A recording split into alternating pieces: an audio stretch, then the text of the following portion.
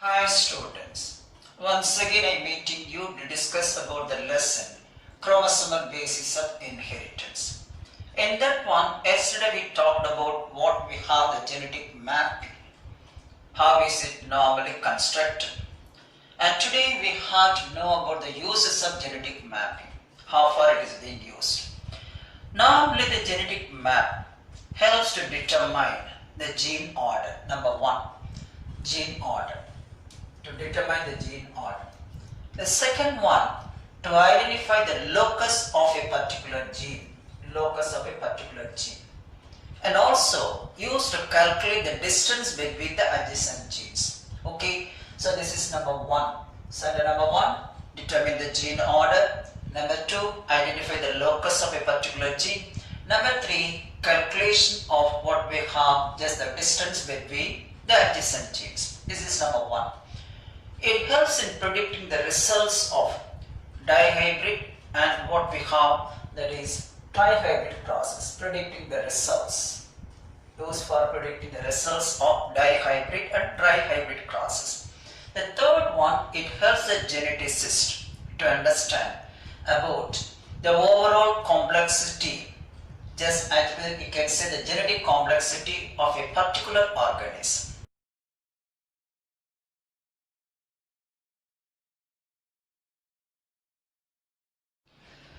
Any given trait, that is a phenotypic trait of an individual, depends on a single pair of genes. For example, you study the tall character controlled by capital T or capital T, small t, like that. So any given trait, the phenotypic trait of an individual depends on a single pair of genes. And each gene occupies a specific position in the homologous pair of chromosomes. The specific position is called what is known as the locus.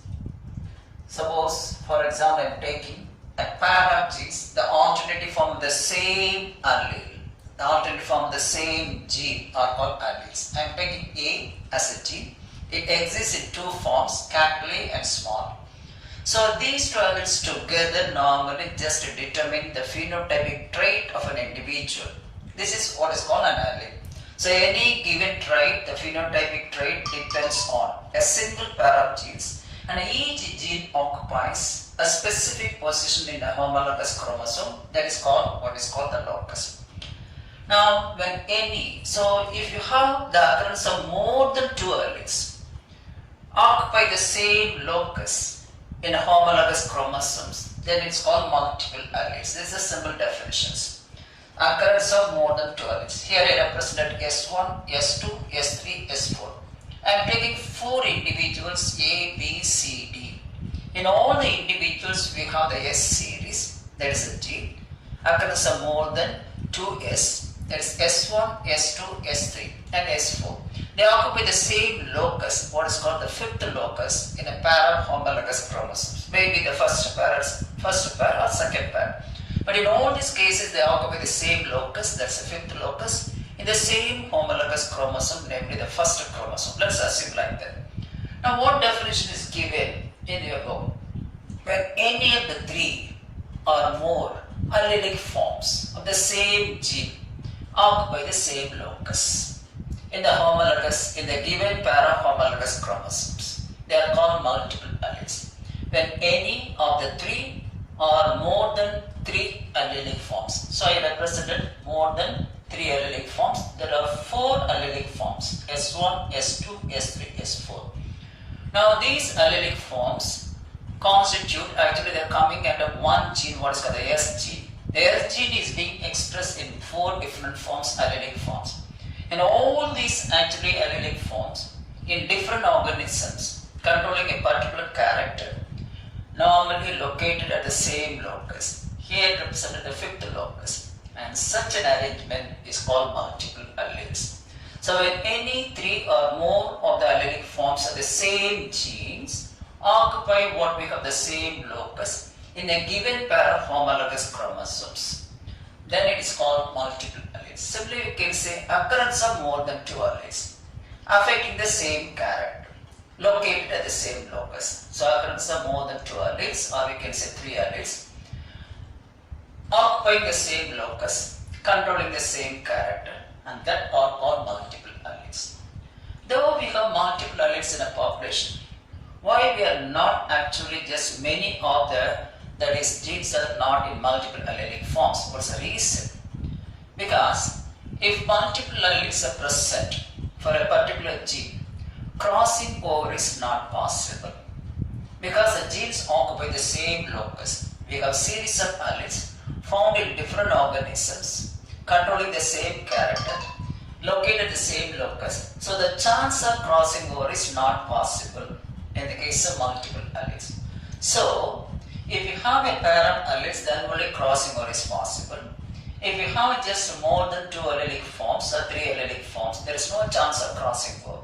So no variations are caused in the progeny. That's why we need to have only a pair of alleles in a population instead of just having multiple alleles. That's the reason. Another questions we have. Okay, now what are the characteristics of multiple alleles? Now I'll take that one.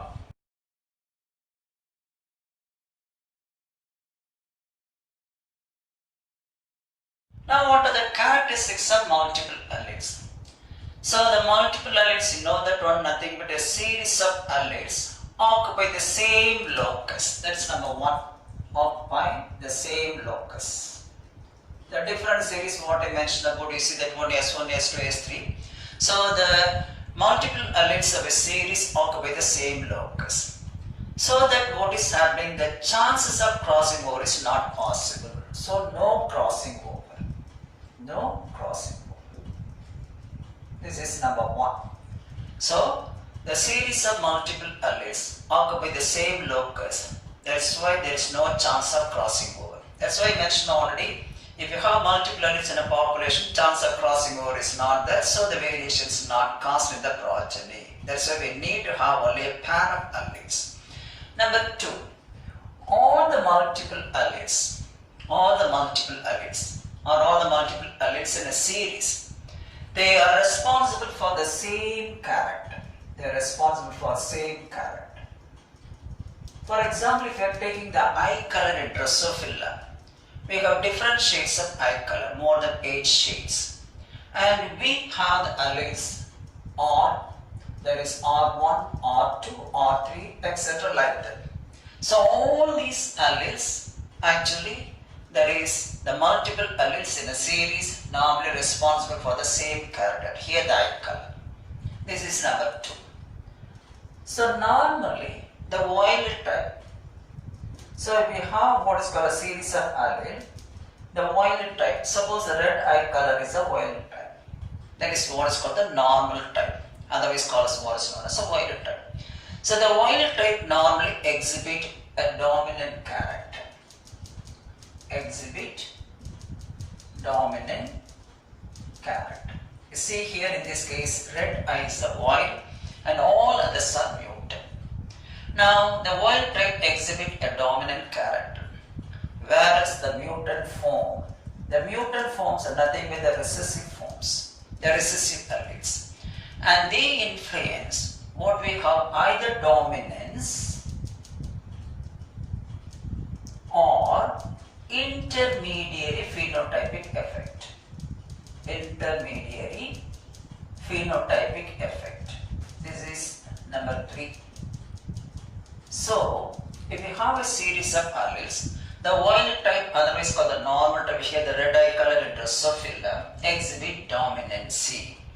Whereas the mutant, the recessive forms, they exhibit either dominance or intermediate phenotypic effect.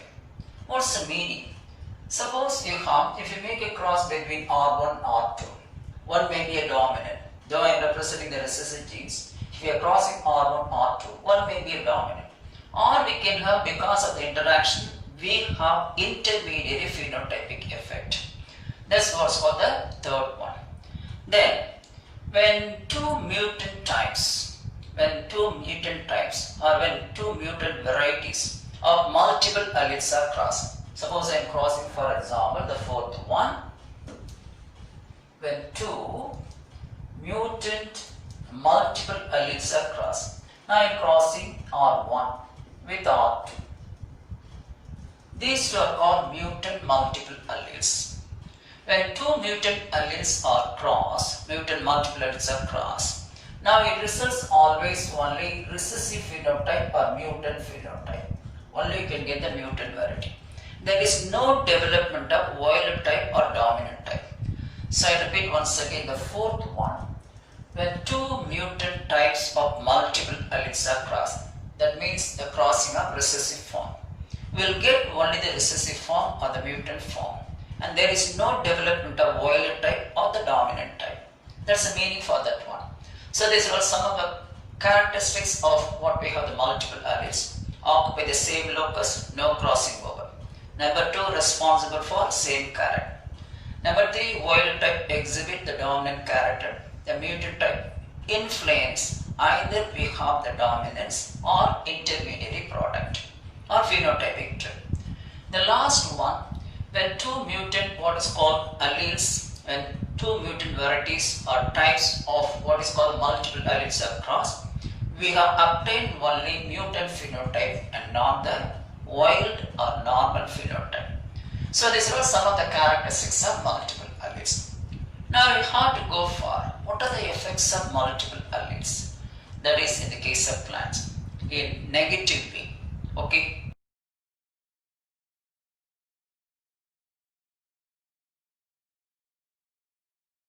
Now the next one, self-sterility or self-incompatibility. Incompatible means not matchable. Now self-sterility in plants have been reported in association with what we have the multiple alleles. The multiple alleles normally cause self-sterility in the case of plants. And what is that one? Okay, anyway, multiple alleles have been reported in association with what we have self-sterility or self-compatibility, self-incompatibility. What is self-sterility? The self-sterility means that a pollen is unable to germinate on its own stigma, and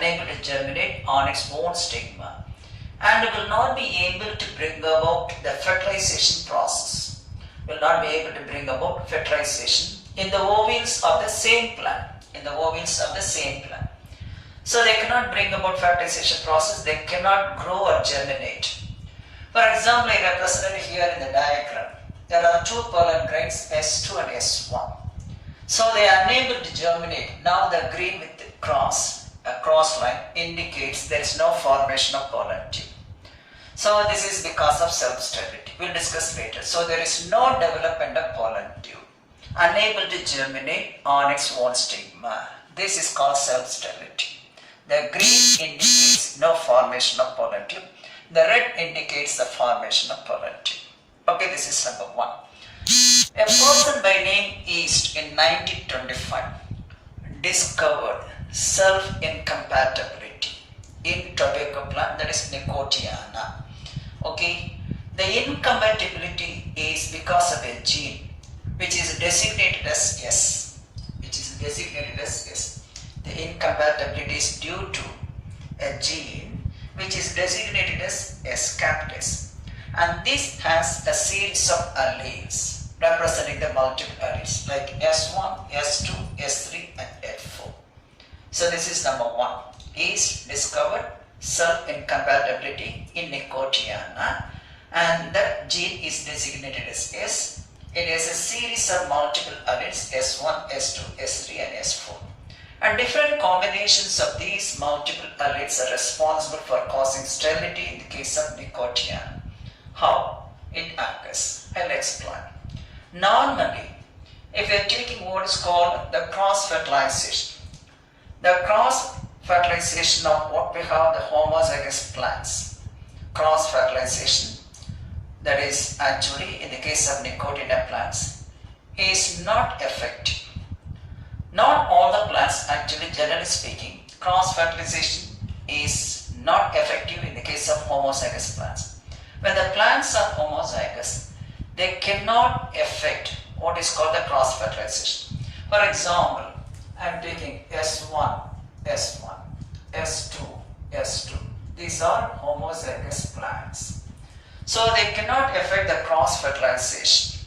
So cross-fertilization cannot be affected by the homozygous plants. Not always. But all the always heterozygous. So the cross-fertilizing effect of Nicotiana is because of what we call certain genes. Now these genes are not not effective. That is in bringing about what we call the fertilization process. Now these are, for example, this homozygous. Simply we can see the homozygous plants cannot produce the fertilization process, the cross-fertilization process. But all the plants are generally heterozygous. If we are taking the Nicotiana plant, all the plants are heterozygous. I'll explain now.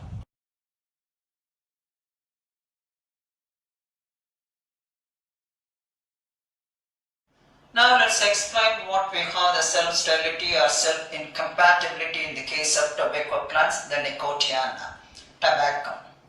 Now, in Nicotiana, the cross-fertilizing tobacco plants are not always homozygous. They are not always homozygous, such as for example S1, S1, S2, S2. These are the homozygous individuals. But in most cases, the tobacco plants are not what we call homozygous, not always homozygous. But you see that one, but all plants were heterozygous. So you have the cross-fertilizing tobacco plants. They are not always homozygous, just like S1, S1, S2, S2. The two genes are similar. But all the plants, normally what we have in tobacco plants were heterozygous. Such as S1, S2, this is one heterozygous condition. S2, S3, another heterozygous condition, S3 and S4. These are the three different combinations of heterozygous. When a cross was effected with the different S1, S2 plants, the meaning for that one different S1, S2 plants, we are taking two different plants having the same multiple alleles of S1, S2. When a cross was effected between these different S1, S2. Different S1, S2, in that sense I am telling that one, two different plants but having the same genetic constitution. What will happen here? The pollen tube did not develop normally. What is the reason for that one? The two homozygous genes are brought together. The two homozygous genes are brought together. When the two homozygous genes are brought together in the progeny, they will affect what we call the development of the pollen, causing self-sterility or self-incompatibility. That's the reason. So you have similar genes on both the sides. They are brought together in the progeny so that the pollen grain did not develop normally. You see that one in the last case. I am coming to this one. So here this is what we can have seed pair. Seed pair means it refers to what we call the ovule or the female part or the pistil, because later the ovule develops into seed. The seed parent refers to the female. And then we have the pollen parent. It refers to what we have actually the male parent which produces the pollen grains or the microspore. The seed parent produces an ovule, later becomes a seed, hence called seed parent. This is nothing but what we have the female parent. And this is what we have the male parent. Okay, so in that case we see that one, a cross was effected between S1, S2, what we call the seed parent, and then S2, S1 again the pollen parent. So the same one what I just here written. And as a result, we have no development of pollen grains to what is called the pollen tube. That's why it represents the form of green with what is called just one cross. No development of what is called the pollen tube, because we have both the individuals have the same genotypes. When these genes are brought together, for example S1, S1 and S2, S2, they cause sterility. That's why you see that one I represent the last diagram. In that one, there is no development of pollen tube. Okay, this is one. Now, we can have the effective development of pollen tube. When you make a cross, so effective development of what is called the pollen tube was observed when crossing was made with other than S1, S2. With other than S1, S2. So, we are not crossing S1, S2, S1, S2. Instead, we are crossing S1, S2 and some other parent S3, S4. Here you see that when the gene combinations are different, no two genes brought together similar, and so that there is no what is called just a sterility, it causes the development of pollen tube. So, effective development of pollen tube was observed when crossing was made other than S1, S2. One parent may be S1, S2. Other parent should not be S1, S2. In that instance only we have the development of sterility, self-sterility. That's why it is given other than S1, S2. The meaning we are crossing S1, S2 and S3, S4. Okay, in that case, you see that from the genic arrangement is different in these two parents. So there is no self-sterility or self-incompatibility in the case of a cross between S1, S2 and S3, S4. All the four types of actually the gametes, all the four types of pollen grains or all the four types of gametes are normally effective. We can have this one later. Once again I want to discuss. Okay, this is one. Now we have to go for the combinations. How far we have actually the results obtained. I want to give the explanation how far self-sterility is brought about in the case of tobacco plant. For that I am taking three different crosses. Cross number 1. When pollen grains, actually there is, I mentioned about the seed parent referring to the female parent because it provides ovule for fertilization. And then pollen parent, the parent which provides pollen grain, the microspore. Now S1, S2, the seed parent. Now I am taking that one, the diagram, you see that one, S1, S2. That is nothing but what we got the seed parent, the female parent, is being crossed with actually the pollen with S1, S2. See that one, S1, S2. Now in that instance, when cross is effected between S1, S2, S1, S2, the same one, what will happen? The genes actually are brought together.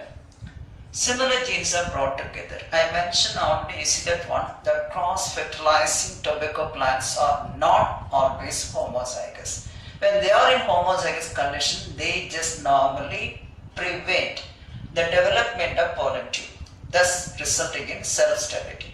Here we have the two similar genes are brought together. In the last one, that's A, this is what we call the seed parent, this is the germinating pollen grain. As we have two similar genes are brought together, having homozygous condition, what is happening? No development of pollen tube. I represent the form of circle green with a cross 1. Now this is 1, just no development of pollen tube. This is because of the brought together of the similar genes. Now let's take cross actually just B. When cross was made between a seed parent with S1, S2 and a pollen parent with S2, S3, that is what we have the male parent. What would happen? We have developed two types of pollen tube. Now you see, this is the second one. This is one type of pollen tube, this is another type of pollen tube. Now this is not actually pollen tube, but we have two types of pollen tube can be distinguished. A pollen grain carrying S2 will not be effective. That's why it cannot produce a pollen tube.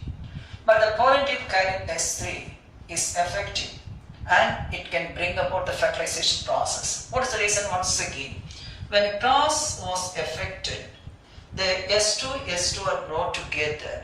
That's why it causes self-sterility, unable to produce a pollen tube. But when we have this plant S1, S3, it can produce what we have pollen tube. So we have S1, S3 can have the ability of producing what is called pollen tube. So this is the one which can produce pollen tube. And this is the one which cannot produce a pollen tube because the similar genes are brought together. Because in the case of cross-fertilizing tobacco plants, they are not homozygous. When they are in homozygous condition, they bring about sterility, what is called self-sterility. This is the second cross. What we have two types of pollen tubes I mentioned. So pollen carrying S2 are not effective and this is not effective. And the pollen grain carrying S3 are effective and produces pollen tube and also bring about the fertilization process. Now we have to come to the third one. I represent this one.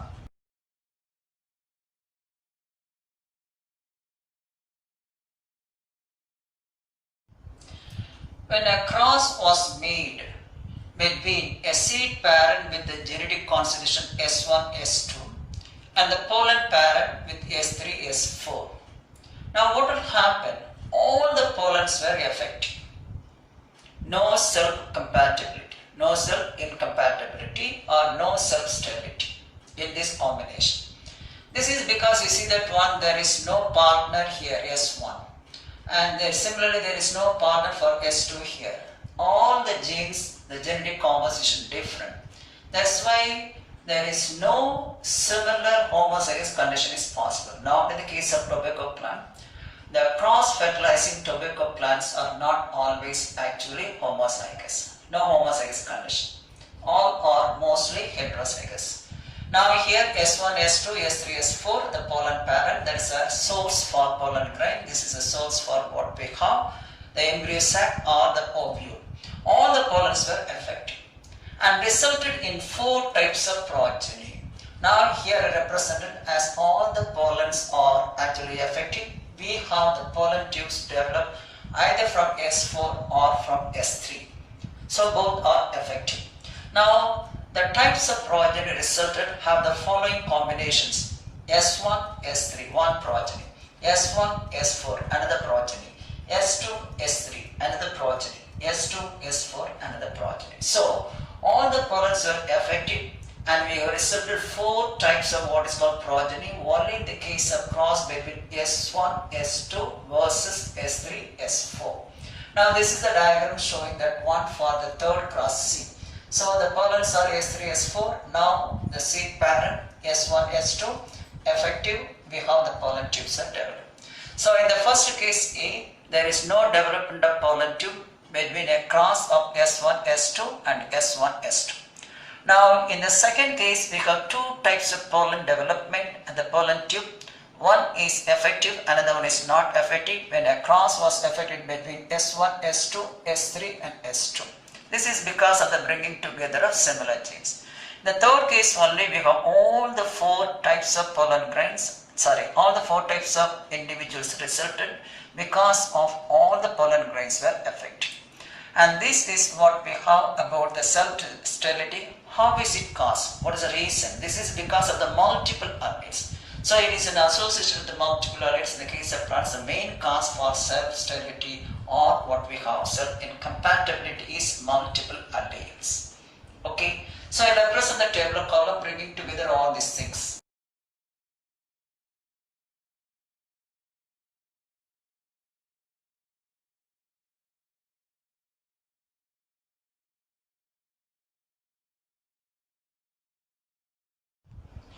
Now here I am representing the tabular column showing the different combinations of progeny in self-incompatibility. I am taking for example S1, S2, just we see that one. This is nothing but the seed parent S1, S2, S2, S3, S3, S4, 3 different types of seed parent. Nothing but you know that one just the female. And likewise I am taking the male parent, the pollen combination. S1, S2 one combination, S2, S3 one combination, S3, S4 one combination. When S1, S2 crossed with what is called S1, S2, because the 2 genes are similar brought together, it causes self-sterility. Here we have somehow what we have actually a chance of 50%. That is, one pollen tube is not actually just germinating. Here all the pollens are effective and resulted in 4 different types of progeny. See, only in one cross, that is S1, S2 and S3, S4, we are getting all the 4 types actually that is effective. And here also you see that I am taking the female parent S3, S4 and then what we have S1, S2, the same cross, we are getting all 4 are actually effective. That is, all the pollen grains are effective, resulted in 4 different types of progeny. Now when a cross is affected between S1, S2 and S1, S2, you see that when the 2 similar genes are brought together, it causes self-sterility. And here to, for example, S2, S3, S2, S3, here we have S2, S2, S3, S3, similar genes, homozygous condition causes self-sterility. Here also the homozygous condition S3, S3, S4, S4, the homozygous condition that causes actually self-sterility. This is one combination, this is another combination. Results in what we have self-sterility.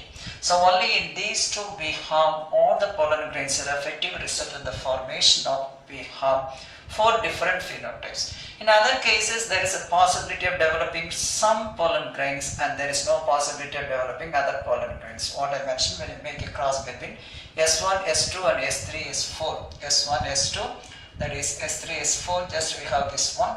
Suppose I am making a cross between S1, S2 and then another one, say an example of this one.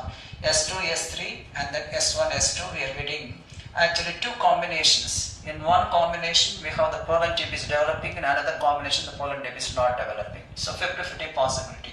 I am representing mainly for what we have, the 1, 2, 3, 4, 5 things. Okay, go through, understand the facts. If you have any doubts, then we have discuss in person. Okay, with this I conclude about what we have, the self-incompatibility or self-sterility in the case of Nicotiana as represented by yeast in 1925. We have to go for sex determination in the next class. Okay.